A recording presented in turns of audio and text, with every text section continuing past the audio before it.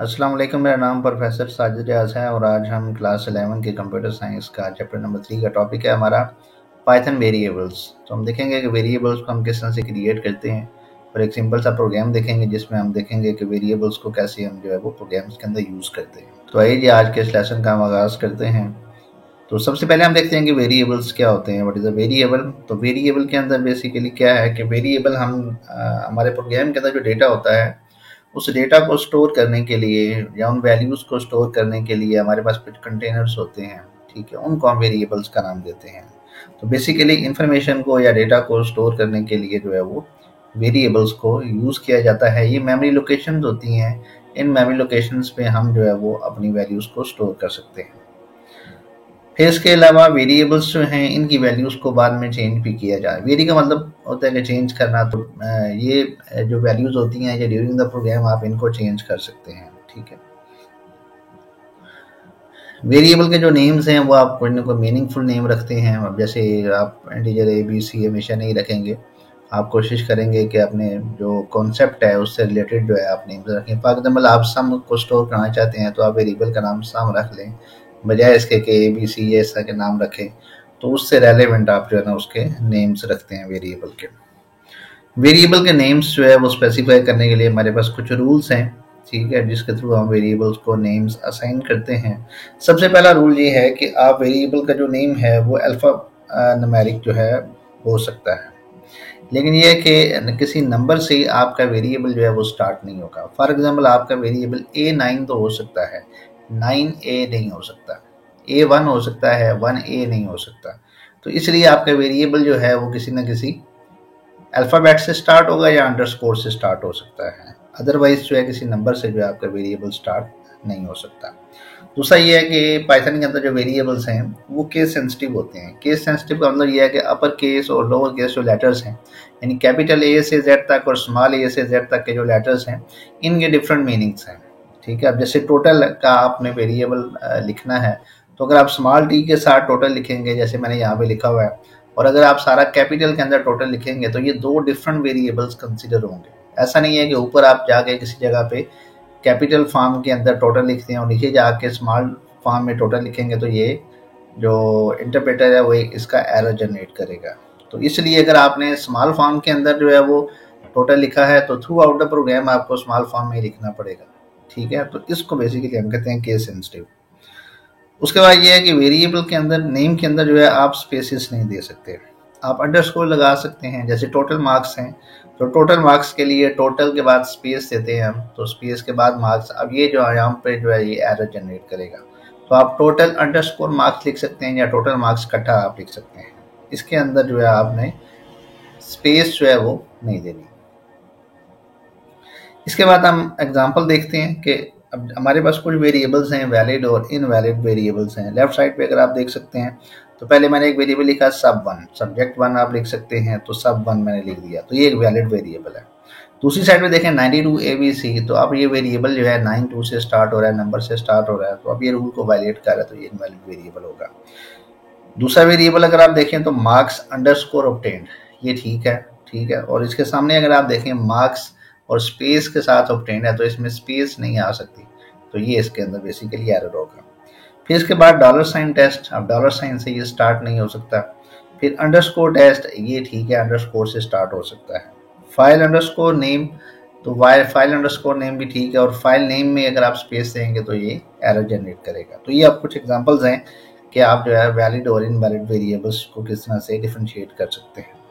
इसके बाद हम एक प्रोग्राम देखते हैं। इसमें हमारे पास दो वेरिएबल्स होंगे, उनकी वैल्यूज़ को हम स्वैप करेंगे, यानी कि एक वेरिएबल की वैल्यू हम दूसरे वेरिएबल में शिफ्ट करेंगे और एक दूसरे वेरिएबल की वैल्यू हम पहले वेरिएबल में शिफ्ट करेंगे। इसको स्वैपिंग कहते हैं। तो इसका एक सिंपल सा प्रोग्राम आपके बुक में दिया हुआ है। तो सबसे जो पहले हमारे पास स्टेटमेंट है वो है x इज इक्वल टू 5। तो x आपका वेरिएबल है और x के अंदर हमने 5 वैल्यू स्टोर कर दी। दूसरी स्टेटमेंट है हमारे पास y इज इक्वल टू 3। फिर दूसरा हमने y वेरिएबल ले लिया और y के अंदर हमने 3 को स्टोर करा दिया। फिर हमने एक टेम्प का वेरिएबल लिया, टेम्परेरी वेरिएबल है, और टेम्प के अंदर हमने 0 स्टोर करवा दिया। फिर हमने क्या किया कि प्रिंट की स्टेटमेंट लगाई, और प्रिंट की स्टेटमेंट के थ्रू क्या होगा कि हमने x और y की जो स्टार्टिंग वैल्यूज़ हैं वो हमने डिस्प्ले करवा ली। तो अब हमारे पास आ गया वैल्यूज़ ऑफ x, और इसके बाद जो है वो आपके पास ये जो रेड कलर के अंदर x नज़र आ रहा है ये वेरिएबल्स हैं। तो ये जो रेड कलर में x है इसकी जगह पे x की वैल्यू डिस्प्ले होगी। तो x की वैल्यू क्या है, हमारे पास 5 है, और y की वैल्यू जो है इस रेड वाले y की जगह पे आपके पास आ जाएगी और ये 3 आ जाएगी। इसके बाद फिर नेक्स्ट स्टेटमेंट नंबर 5 है। फिर हमने कहा जी swapping values of x and y। तो हमने एक मैसेज डिस्प्ले कर दिया कि इसके बाद हम वैल्यूज को स्वैप करेंगे। उसके बाद हमने कहा temp is equal to x। अब टेम्प के अंदर x की वैल्यू जाएगी, तो x में क्या पड़ा हुआ है, 5 पड़ा हुआ है, तो टेम्प में जो है ना वो 5 आ जाएगा। फिर हमने कहा x is equal to y।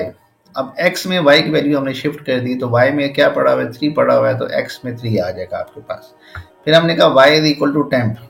तो टेम्प में ऊपर देखें हमारे पास 5 है, तो अब हमारे पास y में 5 आ जाएगा। तो अगर आप देखें x में y की वैल्यू चलेगी और y में x की वैल्यू चलेगी, और नीचे हम इन वैल्यूज को दोबारा उसी स्टेटमेंट को लिख के डिस्प्ले करा देंगे। अब वैल्यूज ऑफ x के अंदर हमारे पास जो है वो x में पहले 5 था, हमारे पास 3 आ गया, और y में पहले 3 था, हमारे पास 5 आ गया, तो वैल्यूज आपके स्वैप हो गई है। तो एक सिंपल सा प्रोग्राम है, हमने 2 वेरिएबल्स लिए, उन वेरिएबल्स की वैल्यूज हमने उन दोनों को एक वैल्यू दी, और हमने एक टेम्प का एक टेम्परेरी वेरिएबल लिया, और उस टेम्परेरी वेरिएबल के थ्रू हमने उन दोनों की वैल्यूज को स्वैप कर दिया।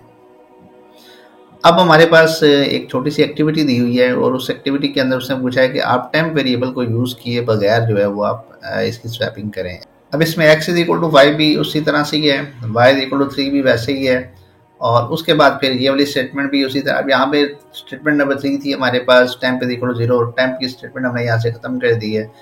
ये वाली स्टेटमेंट भी वैसे ही है। अब हमने सिंपल क्या किया, x comma y is equal to y comma x। अब क्या होगा कि ये जो फर्स्ट वेरिएबल है हमारा x, इसके अंदर राइट साइड पे जो फर्स्ट वेरिएबल है y, उसकी वैल्यू जो है वो x में चली जाएगी, और लेफ्ट साइड पे जो आपके पास y है ये सेकंड वेरिएबल है, तो राइट साइड पे जो सेकंड वेरिएबल है x, उसकी वैल्यू y में चली जाएगी। तो ये इस तरह से आप इनको वैल्यू साइन कर सकते हैं, और सिंपल जहाँ पे आप वैल्यूज ऑफ x और जब आप देंगे तो अब x और y की वैल्यूज यहाँ पे चेंज हो जाएगी, तो सेम आउटपुट आपको डिस्प्ले हो जाएगी। सिर्फ ये है कि आपने यहाँ पे टेम्प का वेरिएबल को यूज नहीं किया। अब यहाँ पे हमारे पास एक लॉजिकल बग आ सकता है। बग क्या होता है हमारे पास, बग में बेसिकली ये है कि हम ये तब होता है कि जब हम अपने सीक्वेंस ऑफ इंस्ट्रक्शंस को चेंज कर दें, यानी कि आपने जो इंस्ट्रक्शंस लिखी हैं आप गलती से कोई इंस्ट्रक्शन पहले लिख दें या किसी इंस्ट्रक्शन को बाद में लिख दें, तो उससे लॉजिकल बग जो है वो क्रिएट हो सकता है या लॉजिकल एरर आ जाता है। सिंटेक्स आपके प्रोग्राम का ठीक होगा, उसमें कोई मसला नहीं है, रूल्स एंड रेगुलेशंस को फॉलो कर रहा होगा, लेकिन रिजल्ट्स जो आपके होंगे वो गलत आएंगे। ठीक है, इसके हम एक एग्जांपल देख लेते हैं। आपके बुक के अंदर एक एग्जांपल दी हुई है, सिंपल उसने क्या किया कि y is equal to temp. ठीक है, ये स्टेटमेंट बाद में आ रही थी और x is equal to y पहले आ रही थी, तो हमने इन दो स्टेटमेंट्स को यहाँ पे रिप्लेस किया है।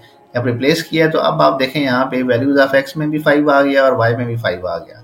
तो अब यहाँ पे प्रॉब्लम ये हुई है कि वैल्यू स्वैप नहीं हुई, बल्कि x और y में सेम वैल्यूज आ गई है। तो इसको हम लॉजिकल बग का नाम देते हैं, कि बाकी तो प्रोग्राम सारा ठीक है, लेकिन ये कि हमारे रिजल्ट्स में वो खराब आ रहे हैं। तो अभी आप ये देख सकते हैं कि ये लेफ्ट साइड पे यहाँ पे इन 2 लाइंस में एरर है, और यहाँ पे हमने यानी ये दो लाइंस में इनका सीक्वेंस चेंज हो गया, तो उसकी वजह से ये रिजल्ट्स हमारे जो है वो खराब आ गए और स्वैपिंग नहीं हुई। तो अब ये बेसिकली आपके पास लॉजिकल बग कहलाएगा। अब हमारे पास डेटा टाइप्स हैं। पाइथन के अंदर जो डेटा टाइप्स हम यूज़ करते हैं, तो डेटा टाइप हमें ये बताइए कि ये वेरिएबल किस तरह की वैल्यू को स्टोर करेगा। तो पाइथन के अंदर जो हमारे पास कॉमन डेटा टाइप्स अवेलेबल हैं, सबसे पहले न्यूमेरिक डेटा टाइप्स हैं। न्यूमेरिक के अंदर आपके पास इंटीजर है और फ्लोट है, या उसको हम फ्लोटिंग पॉइंट भी कहते हैं। इंटीजर के अंदर जो वैल्यूज होती हैं वो आपके पास पॉइंट वाली वैल्यू इसके अंदर नहीं आएगी, और पॉइंट वाली वैल्यूज जो है वो आप फ्लोटिंग पॉइंट के अंदर या फ्लोट के डेटा टाइप के अंदर स्टोर करेंगे। फिर एक स्ट्रिंग डेटा टाइप है, ठीक है, और string data type basically handle sequence of characters. इसमें आप जो है वो कैरेक्टर्स जो है वो उसमें एंटर कर सकते हैं, आपने नेम एंटर करना है, जैसा कि कोई चीज़ एंटर करनी है तो वो लिख सकते हैं। फिर आपके पास लिस्ट एंड टपल है। अब लिस्ट एंड टपल क्या चीज़ है, लिस्ट जो है ये मल्टीपल वैल्यूज को स्टोर करती है। टपल जो है ये भी लिस्ट की तरह ही होती है, लेकिन इसकी वैल्यूज को चेंज नहीं किया जा सकता, इम्यूटेबल होती है। उसके बाद फिर प्रैक्टिकल पार्ट की तरफ आते हैं। तो अब अगर आप इस प्रोग्राम की प्रैक्टिस करना चाहते हैं तो मेरी एक और वीडियो है, how to write program in Python, तो वो अगर आप देख लें तो उसमें सारा प्रोसीजर दिया हुआ है कि पाइथन के अंदर हम प्रोग्राम्स को कैसे एंटर करते हैं। तो आप प्रोग्राम को एंटर करके और इसके आउटपुट वहाँ से चेक कर सकते हैं। फिर इसके अलावा मजीद वीडियोस जो हैं पाइथन के ऊपर वो भी मैंने बनाई हैं, जिसमें रेड टाइम लाइब्रेरी है, टर्टल ग्राफिक्स है। डिस्क्रिप्शन के अंदर जब आप जाएंगे तो वहाँ पे आपको एक लिंक मिल जाएगा, और उस लिंक को क्लिक करके तो आप बाकी वीडियोस भी देख सकते हैं। तो आज के लिए इतना ही था। बहुत शुक्रिया जी। अल्लाह हाफ़िज़। मिलते हैं अगली वीडियो के अंदर।